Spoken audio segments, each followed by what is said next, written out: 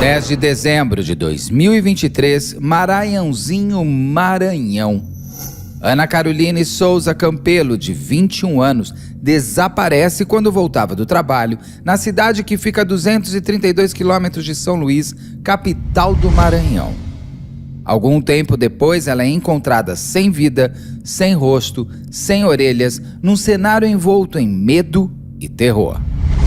Desde então, o mistério silenciou o local e a polícia não consegue chegar ao autor de tudo para descobrir a real motivação do crime. Confira o que se sabe até agora sobre esse caso com o Dr. Carlos de Faria. Ana Caroline, né? Ana Caroline, uma menina de 21 anos, nascida ali o lugar dela é centro do Guilherme, né? É quase 300 quilômetros de São Luís do Maranhão. 21 anos, negra, e um termo que se usa hoje em dia, não feminilizada. Ou seja, era uma menina, era uma moça que assumia a sua orientação, a sua identidade sexual. Ela era lésbica, ela não era um menino trans. Não, ela não era um menino trans e ela não era uma menina feminina, feminilizada. Entendeu? Ela era não... Que na nossa época chamavam de Melicinha, lembra? Melicinha, isso. A gente era chamada de sapatão e Melicinha. A Melicinha era sempre a lésbica mais feminina. A mais feminina. Dentro do que é ser feminino. Do que é ser feminino, e a sapatão era mais masculinizada. Então as coisas foram sendo mais estudadas nesse âmbito das ciências sociais e chegamos nesse termo aí, neste momento que a gente está, não feminilizada, né? Então, ela tinha um sonho, sempre ela teve um sonho de entrar para o corpo de bombeiros, né? Então, ela tinha essa coisa, ela tem fotos até ali, aquela foto que mostra de bombeiro, acho que ela fazia alguma muito coisa... menina ainda, né? Voluntário, tudo mais... 21 anos. E ela... 21 anos, né? E a gente dá para imaginar como que é, quem sabe, quem é daí, sabe, né? Como é o Maranhão. Como deve ter sido essa vivência dela no interior do Maranhão, 300 quilômetros de São Luís. Então, ela se muda dessa cidade natal dela e vai para uma outra cidade chamada Maranhãozinho. Que é muito perto, é 45 quilômetros. Sim, exatamente. 47. E ela parece que ela vai para essa cidade de Maranhãozinho para morar com uma garota, com uma namorada, né? Uma namorada, então elas vão ter uma vida juntas ali. E ela trabalhava numa loja de conveniência de um posto. E eu acho que tanto o namoro dela como a mudança eram muito recentes, eram tipo sim, 3 meses. Era uma coisa por ali. Começou a namorar e já... Sim. Ah, sim. Sim, aí é uma outra característica que a gente acompanha desde muito tempo, né? Então, esse crime aconteceu na madrugada. Só para as pessoas entenderem o que a gente falou, que eu até ri, pelo seguinte, a gente tem uma piada no mundo gay que é assim, sabe qual a diferença de um casamento entre 2 lésbicas e 2 gays? Você sabe, né? O dia seguinte, uma lésbica leva a mudança para casa da outra. E o segundo encontro de 2 gays? Que segundo encontro? Então, assim, que é aquela coisa, né? As lésbicas sempre já casam e os gays só ficavam. Então, por isso essa coisa, ela é muito recente, ela já namora e já vai morar com a moça lá próximo, 45 quilômetros, é quase um bairro de São Paulo, que você sai de um lugar para outro. Sim, com certeza. Tanto que o tio dela morava lá e tudo mais. Sim, o tio morava lá e é o tio que quando ela some, o tio que começa, né, a procurá-la, encontra a bicicleta e o celular dela, né, jogados ali num canto, num lugar ali da cidade de Maranhãozinho. Mas estava perfilando ela, que ela muda para a cidade, ela vai trabalhar numa loja de conveniência. E tá vivendo com essa namorada, né? Ao que parece recente. Parece que ela some, né? Na noite do dia 10 na madrugada do dia 10 de dezembro, saindo do trabalho, ela some, né? E vão achar no dia seguinte o corpo dela. É no mesmo dia, né? Eles encontraram ela no dia 10 de dezembro. Porque foi ela some, ela trabalha até 1h30 da manhã. Exatamente, até 1h30 da manhã encontram o corpo dela com uma característica muito inusitada, porque ela tinha... Parece que ela estava estrangulada, parece que ela foi estrangulada, não é? E isso ainda carece da perícia, fazendo a perícia na própria bolsa que ela estava usando, porque, ao que parece, ela pode ter sido estrangulada com a própria bolsa, né? E ela tinha o couro cabeludo arrancado, a face arrancada, os olhos também e as orelhas. Então, a gente não sabe, o que fica muito dramático nessas suposições que a gente vai fazer aqui, até para levantar melhor esse caso e estar divulgando, é que a gente fica na dúvida se isso é um modus operandi, né? Ou se está relacionado a um ódio, a uma raiva da pessoa, de quem fez isso, a pessoa dela, né? Sim. Ou também, o que eu também acredito, que possa ser uma forma de desfigurar o corpo, a pessoa, o assassino, acreditar que dessa forma vai ficar, como se dessa forma ficasse. Né? Tem um ponto que é muito importante nesse mais difícil. Você já chegou nesse ponto ali, que é o seguinte: quando ela é encontrada sem tudo isso que você falou, sem o rosto, sem o couro cabeludo, sem a orelha, sem os olhos e tal. Existe um caso, por exemplo, da Geralda, que foi até a doutora Rosângela Monteiro, que foi a perita, eu já fiz aqui com ela, que é o famoso Pedra da Macumba, em São Paulo. E que, exatamente por ela ter morrido na Pedra da Macumba, encontra aquela mulher sem rosto, sem olho, sem boca. Aí se criou uma coisa assim, ela foi morta por alguém que desfigurou para fazer um ritual satânico. Sim. Ali foi provado que aquilo foi comido pelos cachorros. O bicho ataca primeiro, quando você tem um corpo morto, o rosto, ataca o olho, ataca a boca, ataca o ânus, se você não tiver, e ataca as extremidades das mãos. Meio, se você olhar, até Caso Evandro tem um quê assim. Eles atacam essas partes primeiro. Então, existe também a possibilidade de ela ter sido vítima da morte, que ela foi morta, deve ter sido estrangulada e tal. Mas tudo é essa coisa que traz mais ainda uma aura de perversão, de crueldade, de possível ritual satânico, pode ter sido em função dos animais que ali estão. Entendeu? Eles comem assim, viu? Não, é rápido. Ela está numa zona... Que deve ter bicho. Ela estava numa vicinal? Sim, ela foi encontrada numa estrada fora do município, numa estradinha, numa vicinal, exatamente. No mato? No mato. Ali é mato, mas não é mato como é em São Paulo, tá? Não é tipo a Serra da Cantareira aqui que tem... Não, ali é mato. Mas ali foram cachorros do vizinho lá, né? Que comeu a Geralda. Tá. Não foi nem bicho da fauna local. Mas ali pode ter sido bicho da fauna local, tá? Sim. Na madrugada. Então a gente fica essa dúvida. E tem bichos noturnos, né? Tem muito bicho noturno. Tem muita coisa noturna, muito mamífero noturno, exatamente para isso. Porque tem uns relatos naquele livro que você sorteou aqui, o Cruel, né, que eu estou lendo. Nesse livro tem um relato muito interessante, quando ele faz o grau da maldade, ele cita relatos de um assassino que matava as vítimas. Esse livro é muito interessante. Eu quase sorteei esse, que agora não dá para sortear. Ele tirava o rosto das pessoas e fazia máscaras. Ele fazia máscaras e vestia essas máscaras no delírio dele para ficar em casa. O que é isso? Um serial killer? É um serial killer americano. Ele entrava na vítima, na vida, na identidade das vítimas. E ainda vestia. E ele vestia.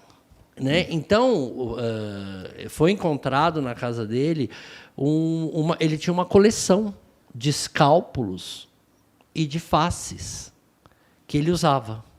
Lembra o Silêncio dos Inocentes, que ele também vai tirando a pele para construir? Então, o Silêncio dos Inocentes é baseado nesse caso americano. Nesse cara do rosto? Caso que ela estava construindo um corpo sim, feminino, ele né? Ele estava construindo um corpo feminino para ele. E ele tinha essa questão, ele tinha uma... tanto O Silêncio dos Inocentes, como anteriormente o filme Psicose, também é construído em cima desse caso. É um caso muito famoso nos Estados Unidos, que ele também tinha uma coisa de imitar a mãe. Ele tinha essa relação com a mãe. Esse cara do rosto também do me rosto. tá bem psicose. Totalmente psicose. E a mãe tá sem rosto, né? E a mãe tá sem rosto. Porque ela já é uma caveira. Sim, ela tá lá mumificada. É. Então, voltando para Ana Caroline, a gente não sabe exatamente o que aconteceu, porque logo ela foi sepultada e ficou faltando uma investigação mais aprofundada nisso. Tanto é que depois ela foi exumada. Agora, dia 15 de janeiro. Porque começaram a fazer uma... Porque o pessoal lá, né? De Maranhãozinho? O pessoal, até anotei aqui, a turma lá do... Enfim, a turma da causa, da associação da causa lésbica, né? Começou a fazer manifestações. Até em São Paulo. E até em São Paulo, no Brasil inteiro, entendeu? Os grupos que lutam pela causa, né, por uma questão, por toda essa questão jurídica, por toda essa questão de leis, eles começaram a se manifestar, a fazer causas. Então, eles foram obrigados a olhar esse caso com mais atenção, porque senão talvez passasse batido, viu, Beto? Ah, sim, com certeza. Se você olhar, eu acho que, tirando o G1, que falou algumas coisas, eu acho que aqui vai depois um maior lugar que está falando sobre essa história. Sim. Porque ela não foi muito falada fora do local, ali fora do Nordeste. O TikTok está muito forte, falando sobre esse caso, e as associações lésbicas também estão usando o que eles podem usar dentro das mídias sociais. Tanto que dentro do TikTok você consegue perceber que a Ana Caroline, ela era uma moça tranquila, feliz, porque ela tem muitos vídeos com a namorada, a gente não vai mostrar aqui, gente, porque a namorada dela pode não querer aparecer, pode estar com medo, pode ser uma série de coisas, eu acho desnecessário. Mas você via, quem quiser vai lá no TikTok, você via os vídeos de elas muito tranquilas, no bar, na noite, se beijando. Você vê que elas não tinham medo de ser o que elas são. Ela não estava se escondendo. Ela estava em paz, tranquila. E isso causa, inclusive, o ódio para quem tem ódio contra a lésbica. A questão Ainda mais no mundo machista e misógino como é, né? Então, e no interior do Maranhão, sei lá o que passou na cabeça, se começaram a encará-la como uma forasteira na cidade. Mas é uma cidade muito próxima da cidade dela. Pois mas sabe, você não precisa de muita coisa. Você não precisa de estar com muitos agravantes para uma pessoa fóbica, maníaca, um extremista chegar num caso desse. Você não precisa de muita coisa, não, tá? Eu não sei nem se é o fato dela ser forasteira. Talvez o fato de ela ser uma mulher lésbica, não feminina, como é que você falou aí? Não feminilizada. Não feminilizada, e que para um macho machista e misógino, ela é uma competidora. Ou a famosa, o que lhe falta é um chá de pinto. Daquilo, Não, porque daí ele vai assim, resolver o problema dela. O que sim, vai resolver seu problema? Que tá. O que acontece, o que a gente observa, o que eu já observei muito em consultório, é assim. Tem um fenômeno, tem um comportamento de atração de algumas mulheres principalmente não feminilizadas, elas sentem atração por muitas vezes não por outras lésbicas a priori, né?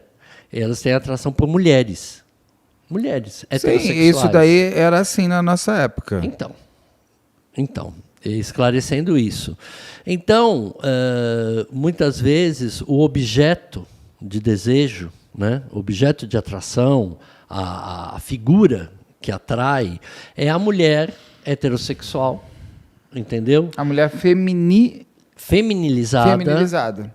E nem muitas vezes a mulher feminilizada simplesmente, mas a mulher heterossexual.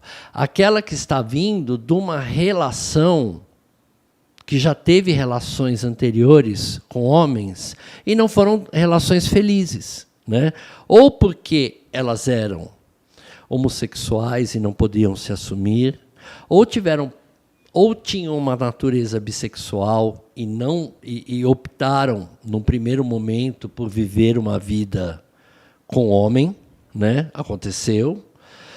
Algumas já casadas, ou foram casadas traumatizadas e com filhos, por homens horrorosos e traumatizados com relações muito ruins, perversas, tóxicas, violentas até, e que ela renega o homem. E elas começaram a rechaçar a figura do homem e deram vazão a esse outro lado, né, da identidade, né, da orientação delas.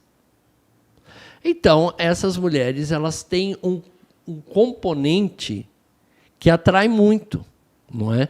E para a visão machista, isso é muito dito. A fulana se casou, né? Maria se casou, não foi feliz com o homem e depois resolveu virar lésbica. Não, ela não virou lésbica. Ela já tinha um componente, né? Porque a gente não pode sondar isso, a não ser profundamente em terapia. Ela pode ter uma natureza bissexual, ela pode ter passado por trauma, entendeu? Sim. Ninguém vira, né? Não é virar casaca. Né? Só que não é uma opção. Exatamente. Só que na visão machista, isso é praticamente uma opção. E a mulher não feminilizada, ela está ali para ficar tentando, não é? Para ficar tentando as mulheres que não estão satisfeitas com a vida delas de casada. Então eu fico imaginando isso numa cidade muito interiorana, provinciana, do Maranhão, do interior do Maranhão, como isso é carregado ainda com as cores para levar a uma fobia dessas. Porque você vê isso numa cidade como São Paulo. Isso que eu ia falar. Tá? Também, se você for nos bairros aqui bem... Sim, você também vai ver isso. Bem coxinha vai ser... Você vê tanto do bairro coxinha como no bairro periférico. Sim. Entende? Você vai encontrar essa realidade. É como o gay quaquá, como a gente chama, o gay quaquá, desculpa, gente, o gay mais afeminado, ele sofre muito se ele for na periferia. Então, eles são estuprados como se, assim, viadinho, é isso que você quer. Exatamente. E existe também, o contrário também se dá. Existe uma ideia de que o homossexual mais afeminado, né, que não seja cisgênero. Não, ele pode até ser cisgênero, mas ele é mais afeminado. Então, ele ficaria em lugares héteros, caçando homens héteros, entende? Aí você vai ter que entrar num campo, que é um campo muito complicado, que é o campo da própria dinâmica, porque apesar de tanto homens como mulheres estarem nas categorias da homossexualidade, existe um comportamento feminino que difere do masculino, tá? Que é essa brincadeira que você falou, no segundo dia se muda, e no segundo encontro qual seria? Dois gays, qual é? Porque assim, o comportamento masculino, né, polarizado, potencializado entre homens, é um comportamento mais sexual, menos exclusivo. E o comportamento feminino, potencializado entre mulheres, é um comportamento mais gregário. Principalmente na cultura que a gente vive. Principalmente na cultura que a gente vive. Tá? Onde as mulheres têm esse componente sempre mais voltados para a companhia, para o casamento, para a relação a dois. E o homem, um comportamento culturalmente incentivado para a poligamia. Sim. No caso, por exemplo, no caso específico da Ana Caroline, eu gostaria de saber, por exemplo, ela estava sendo ameaçada? Ela estava sendo bulinada pelas mídias sociais? por homens ou por pessoas locais, ela estava sendo, ela estava desconfortável no trabalho, que ela estava, porque com certeza esse homem que fez o que fez com ela, ele foi fazer com ela o que fez porque ele quis. E é um ódio construído, é muito ódio. Vamos pegar, vamos dizer, vamos tirar o animal, vamos dizer que não é o animal, tá? Não foi o animal, foi ele que tirou esse carro. Um perito que eu já entrevistei, perdão, não lembro o nome agora, ele me fala o seguinte, que uma pessoa que tem a técnica, que sabe, ele tira o seu rosto em 10 segundos. Porque tem 3, 4 partes que você precisa cortar, que você puxa. Porque isso daqui eu não sabia, desde que ele falou, e toda vez eu fico com medo.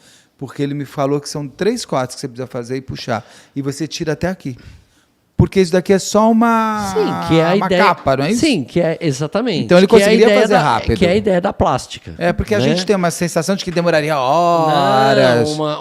Não. A ideia da plástica é essa. Alguns pontos onde o cirurgião vai tracionar o seu rosto como um todo. Tá? Porque ele querer desfigurar é você despersonalizar até mesmo o corpo morto, né? Você despersonaliza, olho, cara, você quer transformar aquilo num nada, né? Mas assim, se você passou por isso, você vai ter cortes muito precisos. E você vai ter que fazer isso com um objeto extremamente cortante, no mínimo, uma faca muito afiada, geralmente um bisturi, né? Um bisturi descartável. Ou seja, ele levou. Se ele foi... Ele levou. Ele pensou então, se ele levou, ele pensou no crime. Premeditou Total. tudo. E tem um ponto que, já antecipando, que a gente passou, o corpo foi exumado agora, dia 15 de janeiro, um mês depois da morte da Ana Caroline, simplesmente porque não fizeram um exame criminalístico nenhum. Eles não viram se ela foi violentada sexualmente. Exatamente. Eles não viram se a causa-morte real do estrangulamento, se foi a bolsa, se não foi. Se foi a bolsa, as marcas que estariam ali. Se ela estava viva quando foi cortada, ou arrancada, que tipo ou comida. De incisão, se foi mordida, se foi corte, se foi se tinha sinais de defesa. Não fizeram nada. Não fizeram nada. E isso é estarrecedor. Isso é estarrecedor porque parece que, então, o crime só começa a ser tratado quando ele ganha corpo. Quando ele ganha corpo. Porque ele já estava sem rosto, né? Precisou ganhar corpo. Exatamente. E quando as pessoas indignadas, né, das associações, vão clamar por isso. Porque é uma família muito humilde. Né? Sim. Uma cidade humilde, de pessoas humildes. Foi tudo feito muito... E ela foi... E aí ela sofre mais um preconceito, né? Ela sofre um preconceito por talvez ser lésbica e ser uma pessoa pobre. Lésbica, preta, pobre, numa cidadezinha do Nordeste que ninguém vai perceber, ninguém vai ver. Enterraram. Confirmaram aquilo que o assassino dela fez. Você é nada. Você é simplesmente nada. Exatamente. Então, para você, tudo que eu quiser. Tem um vídeo, você está com um vídeo fácil de ela passando de bicicleta? Porque, para mim, pelo que eu entendi, é o único elemento de investigação mais forte que se tem nesse caso, que é ela passando, ela passa de bicicleta ali, tá vendo? Que é 1h e pouco da manhã, e ela vai virar. Consegue pôr grande, Saulo? Tá. Ele vai pôr grande enquanto isso. Pode ir deixando pequenininho enquanto você arruma. Eu vou falando enquanto você vai arrumando o vídeo grande. Ela passa de bicicleta. Não vai dar 1 minuto, vai passar a moto atrás. Com o farol ligado. O cara não está com medo de ser visto. Você vê, é por isso que eu quero você ver assim, não tem uma pessoa na rua, não sei ela, e em seguida ele. Ela vai virar. E ele vai... É meio Jason. Ela está indo, mas ela não está correndo. Ela não está com medo. Ela não está com medo, ela não está fugindo. E agora é muito interessante ver que mesmo ali existe uma câmera. Existe uma câmera na rua. Então, existe uma câmera na rua e essa câmera ter outra. Provavelmente deve ser de um vizinho. Olha lá. Sim. Ela passa de bicicleta. Tranquilamente. Olha como tem nada, nem ninguém. Não tem nada. 1h30 da manhã. Aí vai passar um pouquinho, se quiser dar um fastzinho e tal... É uma rua Ó, a moto tá vindo. Ó, A moto olha, tá olha, vindo, olha ali. ó, Ó, aí a moto passa. Isso. A moto passa. Eu acho que você E vai devagar. E a moto tá devagar você também. cropou um pouquinho, porque dá para ver ele virando ali. À esquerda aqui. Você consegue ver ele virando e parando, que é onde ela parou. Então, Ele deve ter chamado ela. Ou. E ela conhecia Eu ele. imagino que ele deve ter chamado ela, inclusive. E, bom, estava ali no mesmo. se pegar o que eu mandei e colocar do lado, vai dar para ver. Ela parou. Ele deve ter chamado ela. Ou pelo nome, ou a rua está vazia. Ou ela viu e reconheceu. É comigo mesmo, entendeu? Ela viu e reconheceu. Aí tem um relato nessa história. Aí entra o relato de uma vizinha, não é? Que não quis ser identificada. E essa vizinha fala que ela, exatamente 1h30, 1h38, ela ouve Uma mulher chorando. uma mulher chorando, né? E ela vai até a janela, né? Uma porta, sei lá, ela vê um... E ela vê esse cara de camisa branca, ela reafirma, uma moto. em cima de uma moto, e que esse cara de camisa branca põe... Ela aponta a lanterna, Ela- mas ela ela não vê uma consegue lanterna. ver que é a Ana Carolina. Muita gente está falando que ela diz que é a Ana Carolina. Por tudo que a gente viu, ela não fala que é a Ana Carolina. Ela fala que é uma mulher chorando, com um cara numa moto de camiseta branca. Ela aponta a lanterna. Aí essa moça... Ouve o choro. Ouve o choro. E aí ela vê essa moça subindo na moto e a moto saindo. Exatamente. Agora, o que dá para ver aí é que ela estava sozinha e ele também. Não tinha uma outra mulher. E nenhum outro né? homem. Nem uma outra mulher, nem outro homem. Não tinha alguém esperando ela. Então, provavelmente, o que eu imagino, o que eu imaginei quando eu li o caso, que ele foi atrás dela, chamou ela e deve ter usado alguma artimanha para atraí-la. Deve ter falado alguma coisa que ele sabia a respeito ou da namorada dela, ou da namorada dela, ou de alguém. Entendi. Ela conhece ele porque ela não fica com medo, ela não grita. Não. Ela tá chegando na casa onde ela mora com o tio. E ela não tem reação à chegada dele. Entendi o que você quer dizer. Talvez ele tenha feito uma isca do tipo, olha, eu vou te mostrar uma coisa. Não, tipo assim, Caroline, aconteceu tal coisa. Ó, eu tô atrás de Inventou alguma você coisa. porque aconteceu algo. Inventou alguma coisa, ela ficou apavorada, teve uma reação de choro, se é que esse choro tem sentido, foi realmente um choro. Ela vai virar ali na esquina, tá vendo? Ó. Você vai ver ela até a esquina, que é pra onde ela mora. Ali, daí a moto. A moto ele já vai vai passar. Peraí, é que eu que gravei, escrevi errado. Vai, moto.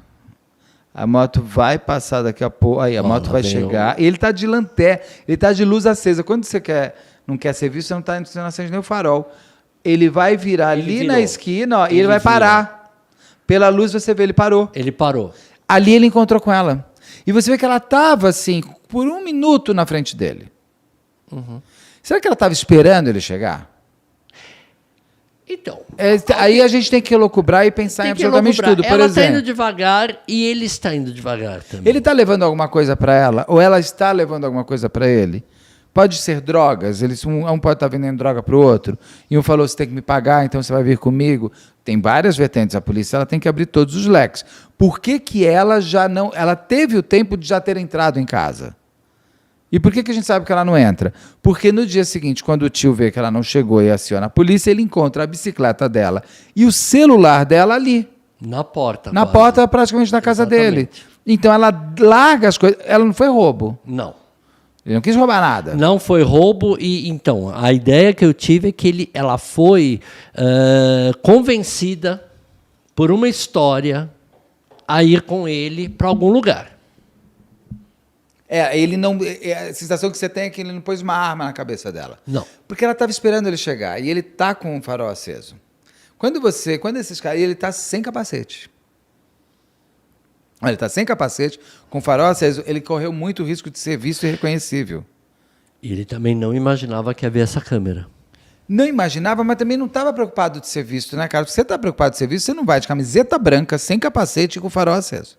Sim. E de onde ele está vindo? E de onde será que ele estava vindo já do posto de gasolina onde ela estava trabalhando? Porque ela estava numa loja de conveniência de um posto de gasolina. E aí você faz essa pergunta, se ela estava sendo bulinada nas redes sociais ou se ela estava sendo incomodada ali no ambiente de Pelo trabalho. que eu vi nos vídeos que aparecem ela e a namorada dela, às vezes estão muito bem, tanto que elas expressam muito o amor delas, sem medo de serem felizes. Então ali você não tem muito o receio, sabe? É muito carinho entre elas. Até você falando da feminilidade e tal, a namorada dela é mais parecida com ela. Ela não é como a gente tem a lembrança de que você tinha uma lésbica mais masculinizada, e outra mais feminilizada. Ali, para mim, as duas fazem parte do mesmo pacote legal de serem o que elas querem ser. Não tem, então não daria para dizer, esse não cara... Tem estereótipo. Tem um estereótipo, não tem aquele casal estereótipo de a gay, a lésbica e a Melicinha, Sim. Lá da nossa época. Ali você não tem como dizer assim, esse cara estava afim, ela pode ter pegado a namorada dele. Não tem, não haveria, eu vendo assim, do gelado que a gente pode ver dessa maneira, você foge um pouco do assim, aquela coisa. Esse cara tá com... Porque poderia ter namorado? Poderia, só se ela se transformou, quando o cabelo ficou menos. Poderia ter acontecido isso.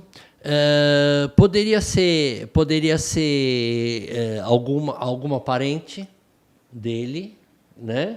Uma sobrinha, uma... sim, você está desvirtuando minha sobrinha. Você está levando ela para o mau caminho. Você está desvirtuando. Ela não era assim. Pode ser... Sim, alguém da família dele. Porque tem muito ódio. A forma da morte sempre mostra a relação entre autor e vítima. Concordo com você. Como é que ele convence ela a subir na moto e ir com ele? O que se faz, o que se troca ali de informação para que ela largue, inclusive, o celular? Agora também tem outra questão aí que não foi falada.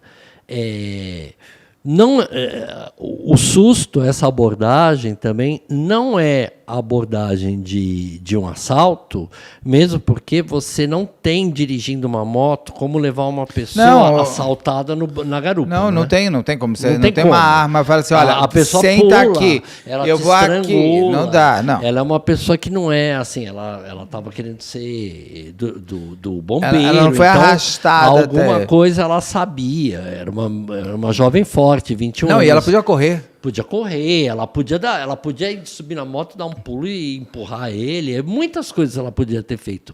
O que parece que ela foi... Porque ela segue com ele até. Ela segue com ele porque eu acredito que ele usou algo para emboscada. Alguma coisa para traí-la, entendeu? Para levar, para depois parar nessa estrada vicinal que vai para uma cidade ali perto que se chama Caximbó. E Caximbózinho? Caximbó? O que é a cidade? Eu não lembro. Eu anotei aqui. Caximbós. Maranhãozinho. Caximbós. É essa estrada vicinal que liga de um ao outro. E ali ele parou para resolver a história. Aí nessa estrada, onde o corpo foi encontrado, ali ele parou para resolver a história, ao que parece, entendeu? Porque também, se ele é um cara que usa a moto como veículo, que é muito comum naquela região do Nordeste, ele não levaria ela para outro lugar e depois iria desovar ali, porque ele não teria como desová-la na moto. Tanto que essa vizinha aponta, foram para lá, e ali exatamente para lá eles encontraram o corpo. Muito rápido depois. Isso. Já nesse estado... O estado do corpo é terrível, mas a não realização de uma perícia pelo médico legista é pior ainda. Não, totalmente. Porque ali ele conseguiria saber tudo. Exatamente. Você deve ser um tipo de crime que não acontece com frequência ali. Em nenhum lugar. Entendeu? Em nenhum lugar. Em São Paulo, que a gente tem crime, é dar com pau. Quando aconteceu esse, da Pedra da Macumba, da mulher, até hoje tem gente que tem certeza que ela foi escalpelada, que ela foi arrancada os olhos para fazer o tal do ritual satânico. Ritual satânico. Que aí a gente fala um pouco dessa parte também. Aí, o que eu estou dizendo para você é o seguinte, é um crime completamente chocante para uma cidade pequena, não é? Do interior do Maranhão. um crime com uma pessoa que é de fora dessa cidade e que passa como se fosse algo comum, uma morte comum, né? Como se fosse uma morte de uma pessoa... Como se fosse uma morte que não precisa se pensar em nada. Em nada. Uma morte é uma morte comum. Não tem por que eu perder tempo com essa moça. E ela e o que se perde muito nesse um mês para se fazer exumação e tudo mais dificilmente agora você vai saber se tem as fotos, tem que já ai, gente, não sei por que as pessoas fazem isso. Você viu? Tem as fotos dela sem o rosto e tudo mais, que eu acho um desrespeito à família dela, a ela mesma, a namorada dela. Cara, essas fotos podem ajudar um perito como a Rosângela consegue ver. Então, mas o que eu digo é o seguinte, essa foto, qual é o sentido dela? A foto, qual é o sentido dela? A foto é uma foto de exumação oficial? Pericial? Acho Quem que é que vai numa exumação para tirar foto? Como é que é isso daí? Como é que é a ordem legal disso acontecer? Como é que uma pessoa tira foto numa exumação porque se for num ambiente de perícia, no instituto, no ambiente fechado de perícia, isso tem um outro desdobramento. Agora, como é que isso vaza? Como é que isso é posto? Você se lembra das fotos da Marília Mendonça? Não, eu vou mais longe. Mamonas Assassinas. Quando os Mamonas Assassinas morreram, você conseguia ver a cabeça do... Mesmo se você não quisesse, você via todos os corpos deles totalmente decepados, cortados e tudo mais, em tudo que era no KD, não tinha nem Google. Tinha que pôr no KD ou no Yahoo. Você conseguia ter todas as fotos. Qual é o prazer de uma pessoa tirar essas fotos, publicar essas fotos e outra pessoa buscar e ver essas fotos? Eu sempre falo aqui no canal, eu falo, olha, eu tenho que ver pelo meu trabalho. Mas se eu pudesse, eu não via. Tipo, o Gabriel Currum, para mim, é um dos piores crimes do Brasil, que o amigo corta ele ao meio e essas fotos estão pela internet inteira. E eu falo no comentário, não acessem. É uma foto muito cruel, uma foto terrível. Quando eu vi essa foto, por mais que eu já vi foto, eu fiquei horrorizado. Não faça isso com você. Eu precisei ver até para contar a história, para entender, para a Rosângela me explicar e tal. Um monte de gente depois escreve para mim, eu devia ter te ouvido. E eu fui pesquisar e é horrível. A curiosidade matou o gato. Não, sim. Que horror, não faça assim, matou o gato, não. Nesse caso, por exemplo, já puxando de volta para a Ana Caroline, você acha que tem a ver mais com lesbofobia ou ritual satânico? Eu acho que tem.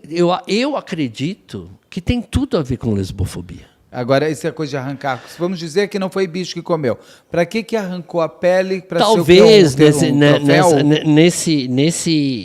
nesse vídeo aí, nesse movimento tosco do cara, que é tosco, né? Para quem quer cometer um crime, não, ele é completamente, tá muito à vontade. Porque se ele arrancou tudo, ele foi com uma faca certa para isso. Sim, isso é o que você falou. Sim. Talvez ele tenha bolado. O foco dele tenha sido, depois de morto, o que eu vou fazer. E tem uma coisa, a gente não sabe... Até morrer, até matá-la, a coisa não foi planejada. Pode ter sido assim, entendeu? Então, assim, vou sacanear com ela. Vou falar assim, pego o mato, arranco o rosto, ninguém vai saber, vai dar dificuldade de identificar e ok. Talvez ele tenha pensado assim. Porque não foi achado o rosto. Então ele foi de qualquer jeito, sem capacete. Ela pode ter arrancado ela com ela viva ainda. Porque o cara também não está preocupado em não dar dor para ela. Eu acho que... Não sei se ela estava viva ou não. Eu sei que não sei a quantidade de sangue que tem ali, como estava o sangue. Não dá para dizer, mas pode ser que ele tenha pensado só no fato de ter desfigurado ela para não dar... para dificultar o reconhecimento. Você tem impressão digital, a roupa... tirando o olho, a orelha, cabelo, tem outras formas, tem DNA. Agora, a hipótese do animal... Não se acha assim, só tinha uma pessoa desaparecida naquela cidade, que era na Carolina. Exatamente. Um corpo foi encontrado de uma mulher. Tá sem olho, mas faz o DNA. Ele não arrancou pra ela. Deixou tudo ali. Então, é por isso que eu acho que assim, ela não arrancou pra ela não ser reconhecida. Não. Senão ele teria assumido com o corpo, ele teria queimado, teria jogado num rio qualquer, esquartejado, jogado. Não, Se é que ele assim, tirou, isso é troféu. O pensamento, né? A lógica, às vezes, é muito tosca, né? É muito curto, né? Curto. É muito pueril. Às vezes a lógica é muito pueril. A gente se surpreende. A gente fala de crime aí tanto tempo, às vezes a gente até se surpreende e fala, nossa, mas ele não imaginou que... Né? A gente se surpreende nisso. Nossa, qualquer criança não faria isso. E a gente vê adulto fazendo. Então, às vezes, a lógica é pueril. Pode ser para o troféu? Não sei. Agora, a hipótese dos animais terem comido rapidamente, cães soltos e tudo mais, também é muito plausível. Sim, não, isso daí a Rosângela Monteiro, isso é muito com certeza já teria falado isso. Isso é muito plausível. Na geral da Pedra da Macumba, ela consegue confirmar. De todo modo, eu acho que existe lesbofobia. Na morte dela. Nessa morte específica da Ana Caroline, eu acho que parece que é um caso de lesbofobia, porque talvez para algum núcleo dessa cidade, o comportamento muito assumido, o comportamento muito tranquilo dela com a namorada, incomodou. Com certeza. Incomoda no bairro de Higienópolis, em São Paulo. E, de novo, eu concordo com uma coisa com você. As pessoas aceitam muito mais...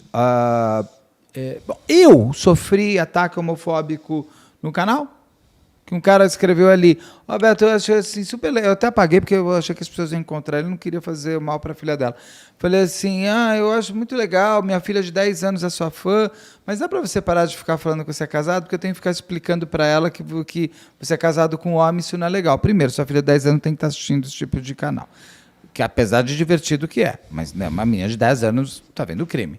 Segundo, a oportunidade que você está tendo como pai de poder explicar para ela numa boa que você pode ter homem com homem, mulher com mulher, mulher com homem, mulher, de que ela pode ser inclusive livre, que se ela for gay, ou lésbica no caso, que ela possa ser feliz sendo o que ela é. Não, ele quis me jogar de volta para o armário. Mas eu digo o seguinte, se é mais fácil as pessoas aceitarem um casal gay, cisgênero, do que um casal lésbico. Sim. Sem feminilidade. Porque se ainda forem duas menininhas, eles aceitam mais fácil. Exatamente. Porque não saiu da fantasia. Não saiu da fantasia. E eu acho que ainda tem uma questão, que as pessoas têm que muitos ainda têm que se ligar nisso. Gente, toda essa história que eu estou falando aí, né, como o Ferros Bar e tudo mais, e toda essa movimentação, ela não começou ontem. Então, não vai ninguém voltar para o armário. Não. Vai ele para o armário. Nem hoje, nem amanhã. Isso é uma luta da sociedade civil, não só no Brasil, mas como no mundo todo, de décadas. Então não é por conta do governo A ou B, ou por conta de um grupo religioso C ou D, que essas coisas vão ser extintas e vão passar a ser rotuladas disso ou daquilo. Não existe mais isso. Sim. Não existe mais isso. Uma coisa que está muito difícil, que eu percebo que está muito difícil para as pessoas entenderem, cara, como está difícil, é o óbvio. Que a gente já está há quase um quarto do século XXI. E as pessoas querem continuar vivendo como se a gente estivesse em 1950, no tempo da Cassandra Rios. Não, mas é muito doido porque a gente já tinha saído disso. Década de 1990 foi muito moderna. A internet, só que a década de 2000 foi muito moderna. Eu acho que a gente está vindo de 2010, 2015 para cá, um retrocesso de possibilidades de felicidade individual. E que eu acho que isso está muito ligado a uma crise de compra, sabia? Porque quando as pessoas podem gastar no shopping, enlouquecidamente, como a gente estava conversando aqui, dar vazão às suas compulsões, está tudo bem. A partir do momento que você tem que encolher um pouco e entrar num ambiente de maior competição, de maior contenção, aflora os demônios. E ainda se tiver um demônio-chefe apregoando... Eu vou te odiar pelo que você é, porque eu não consigo ter o que você tem. É isso? É isso. Basicamente é isso, entendeu? Porque em algum momento a ideia do ressentido, volto a falar isso, entendeu? E para mais, basta ler a Gênese da Moral de Nietzsche, que ele trabalha belíssimamente com essa ideia. O ressentido é aquele que não virou. É terrível. O ressentido é aquele que não virou. Aquele que pessoa... tinha tudo na mão, que o patriarcado o permitia, e ele virou um nada. E aqueles que estavam à margem, né, da sociedade se transformaram. Então, a história das fobias, só um minuto, entendeu? É isso também em relação a vários grupos. Tá? Em relação ao nordestino, sim, enquanto o Nordeste era um lugar de lampião e de baião, que era uma coisa folclórica, estava tudo bem. Porque a partir do momento que o Nordeste começa a ter fábricas, montadoras vão para o Nordeste, constroem polos, você começa a ter grandes produções na margem do São Francisco, enfim, exploração de petróleo e tudo mais. E o Sul e o Sudeste ficam olhando, aí incomoda. Quando a população negra começa a ter destaque no mercado de trabalho, nas corporações, no trabalho das profissões autônomas, e eles começam a sair daquele lugar que esse patriarcado tinha posto eles, né, que é a senzala, incomoda. Quando o gay começa a se transformar, a lésbica começa a se transformar em profissionais destacados na mídia, começa com a mídia, com artistas, que começou por aí, e aí o artista é revolucionário, e começa a ter destaque, incomoda. Incomoda o ressentido. Incomoda aquele que não quer nem parar para pensar se ele gosta de ser o que é.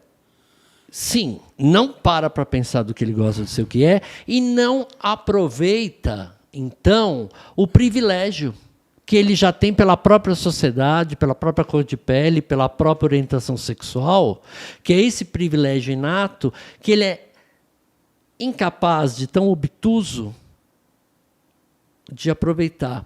E nós que estamos aqui, que somos brancos, não é? Que somos bem-nascidos, temos o dever de quebrar com isso. Temos o dever, porque o preconceito é nosso. Nós temos que desconstruir o preconceito a cada dia, a cada momento, a cada segundo. Eu falo isso cotidianamente com os meus pacientes. Nós temos que... É um trabalho árduo de quebrar aquele preconceito que vem, muitas vezes, dos nossos pais, dos nossos avós e aí por diante. Sim. E do nosso grupo. Muito bem falado. E eu diria também uma coisa assim, a Ana Caroline pode ter morrido exatamente porque ela era uma pessoa feliz, por ela ser o que era, e incomoda o ressentido. Para você ter uma ideia de números, o Fórum Brasileiro de Segurança Pública, FBSP, falou que em 2022 foram 2.458 ocorrências de homofobia no estado de São Paulo. Foi 50% maior do que 2021. Em 2023, foram 5.036 casos de lesbofobia, segundo o painel de dados da Ouvidoria Nacional de Direitos Humanos. Eu só não sei se aqui se contabilizam os boletins de ocorrência ou apenas ligações, nesse caso aqui da ouvidoria, porque é uma ouvidoria. Não sei se a pessoa... ou se ela puxou os dados pelos boletins de ocorrência. Porque muitas pessoas não fazem boletim de ocorrência por mais medo, por mais tensão, por mais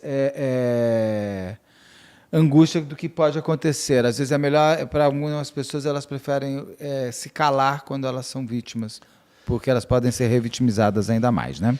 Vale a pena destacar que nesse manifesto do Ferros Bar, pela proibição da venda do Xana com Xana, quem estava lá era o deputado Eduardo Suplicy. Ele já estava lá em 83 no protesto. Junto com a Marta, não? Eles eram casados, tá? Nessa época. A Marta, mas ela ainda não. Ela estava na TV. Política, Não, ela estava na TV Mulher. Então, na TV Mulher. Ela foi muito importante ali na TV Mulher por ser exatamente uma mulher que permitiu... E mesmo porque ela explicava na televisão sexo e coisas assim. Não Como a TV Mulher foi revolucionária também, não? Sim. Marília Gabriela. Clodovil, Ney Gonçalves Dias. Ney Gonçalves. Aquela que fazia ginástica. Ala Sherman. E ela ensinava na televisão as pessoas mais que não tinham acesso, né? Questões, inclusive, da higiene íntima. Eu ia falar de higiene, feminina, viu? Tá? Higiene íntima. Ela ensinava coisas que muitas vezes as mães não davam conta de ensinar suas filhas. Não estou falando de política, não, tá, gente? Estou falando da época da Marta, quando ela estava na televisão, e para o movimento LGBTQIA+. A Marta foi uma pessoa que, na década de 1980, sem filhos gays, sem ser gay, sem ser nada, ela abarcou para ela, e eu acho que foi importante, porque ela conversava, inclusive, pela TV Mulher, com as mães. Então, muitos filhos, eu posso me colocar dentro desses filhos, teve a facilidade maior de contar para os seus pais que eram gays, como eu, no começo da década de 1990, porque minha mãe via a Marta Suplicy. Na televisão, na TV Mulher, não política. Não estou falando de política de voto. Estou falando como ela apresentadora, como ela uma sexóloga, que mobilizou, que conseguiu conversar com a mãe da classe média nacional de algo que viria a se tornar muito forte a partir de 1990, com a minha geração chegando e falando, eu sou gay. E aí? Ela foi muito atacada, viu? Foi, mas ela foi extremamente atacada. Ser atacado é a coisa mais fácil. Quem ataca, ataca. Às vezes a gente olha muito para quem ataca e menos para quem não ataca. O ataque, ele é muito pequeno perto do não ataque. As pessoas às vezes ficam muito incomodadas. Eu, por exemplo, eu realmente não me incomoda com que se escrever bem ou mal de mim. Eu não vou me achar o máximo porque escreveu bem e não vou me achar o pior do mundo porque escreveu mal. A não ser que for mal educado, raivoso ou perigoso, aí eu denuncio, porque faz parte do botão denunciar para isso. Mas se não, cada um com a sua crítica, está tudo certo. Algumas eu até ouço mais, outras eu realmente não ligo. Mas se você olhar a quantidade de pessoas que se manifestam, elas são muito menores, é um número muito menor do que não se manifesta. E é esse número maior, para mim, que é o não manifestado, porque essa pessoa ela parou para ouvir, que eu acho muito mais interessante. Porque às vezes a pessoa fica tão na coisa de vou comentar, vou falar, que não está ouvindo o que eu está falando, não está se permitindo mudar de opinião.